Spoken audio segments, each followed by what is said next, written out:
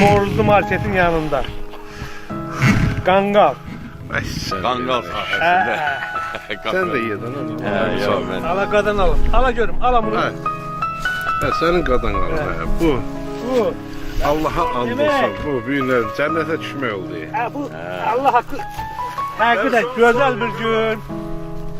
Norlu kendinde. Norlu marketin yanında. Kangala bak, kangala bak. Norlu'da kaynalı. Ne yedin? Alakadan. Da temsil ederim. Yok ha, bırak hamam suyuydu. Gel bırak. Sen de markalı ol. Sana kuzu çekerim. Kuzu çekerim. Sən də soyum, qoyun soyum. Alakadan. Benim 1000 numara satasan. Amin ilahi. Of ne cedirir Loman. Allah həzrət atmasaqdır. Loman ne cedirir. Allah kömür olsun. Elnura bak ne eşiri. Yanında gözünü Allah çıkartmasın. Ne demeni görür. Salkım livi. Ben bir dənə ondan sataq atmışım.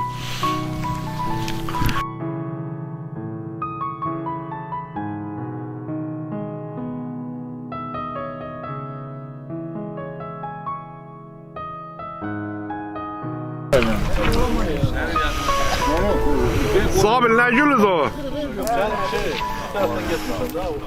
Hadi abi bu kanat gelsin. Kapsanın kabağına. Abi senin kafanı körpüz adı kulağına gel.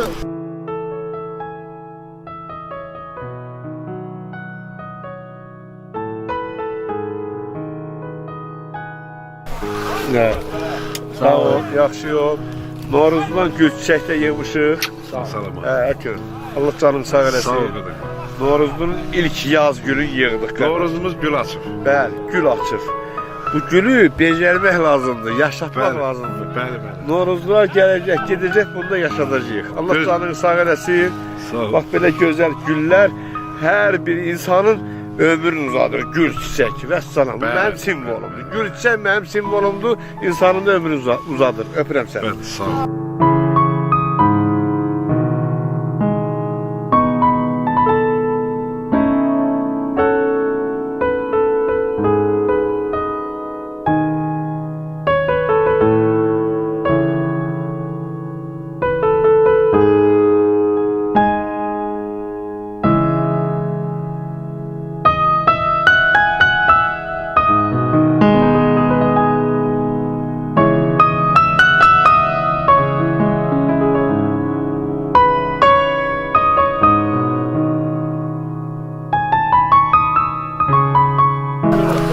Mağaza.